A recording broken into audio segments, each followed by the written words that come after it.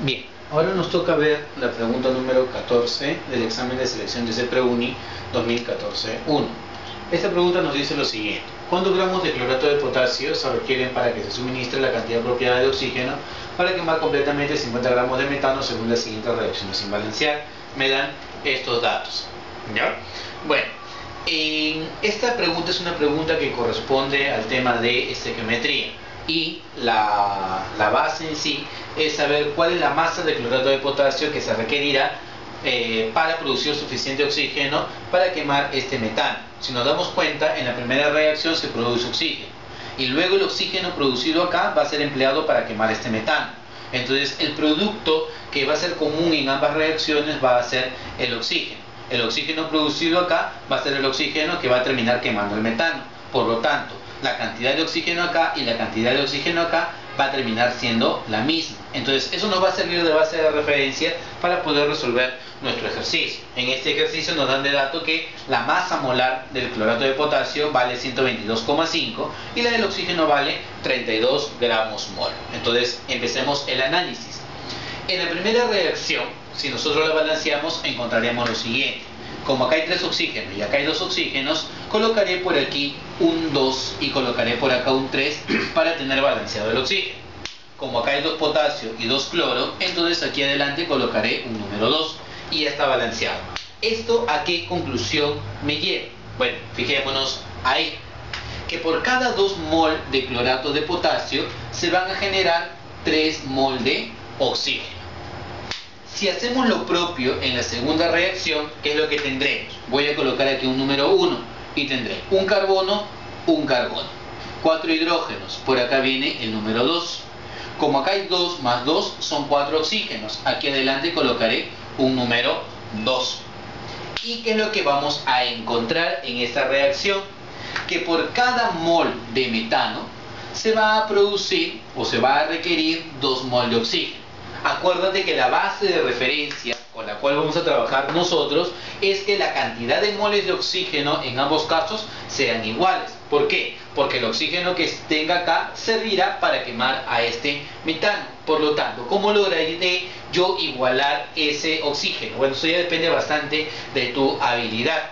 En mi caso, lo que yo voy a hacer, porque se me ocurre, es multiplicar aquí por un factor, de tal manera que yo pueda igualar la cantidad de oxígeno. ¿Qué factor se te ocurre? Por ejemplo, a mí se me ocurre multiplicarlo por el número 3 medios. ¿Qué te parece si yo lo multiplico por 3 medios? Al multiplicarlo por 3 medios, lo que va a ocurrir es que esto se va a convertir en 3 medios y esto se va a convertir en 3. Si no, 3 medios multiplicado por 1, esto es equivalente a que tú digas 3 medios de mol. Y 3 medios multiplicado por 2 es el equivalente a que tú digas 3 mol de oxígeno. Con eso ya igualé la cantidad de oxígeno acá y la cantidad de oxígeno acá. Y hacemos reciprocidad. 2 mol de él es a 3 mol de oxígeno, como 3 medios de él es a 3 mol de oxígeno. Entonces, como conclusión, ¿a qué vamos a llegar? Vamos a llegar a lo siguiente: que 2 mol de clorato de potasio es equivalente a que tú digas 3 medios de mol de metano. Recuerda que ya teníamos de dato la masa molar del clorato de potasio, vale 122,5 gramos mol. Y la masa molar del metano, su masa molar es 16 gramos mol. Entonces esto nos va a servir también como referencia. ¿Para qué?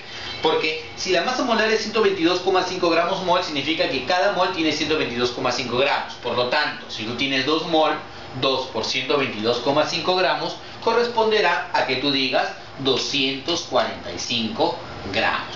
¿Por qué razón? Porque cada mol tiene 122,5 gramos. Y si yo tengo 3 medios de mol de metano y cada mol equivale a 16 gramos, su equivalente es decir 24 gramos. ¿Ya? Ahora, a nosotros el problema que nos dice que tenemos 50 gramos de metano. Si tenemos 50 gramos de metano, entonces ¿cuál va a ser la masa de clorato de potasio que yo tendré acá? 50 es un poco más del doble de 24. Entonces X será un poco más del doble de 245. La respuesta va a salir, si tú haces la resolución, la matemática, 510,4 4 gramos. Y esto corresponde a la alternativa C. ¿Ya? Entonces esto se redujo al final de cuentas a una operación matemática como regla de 3 simples. La respuesta final es 510,3, la alternativa, la letra C.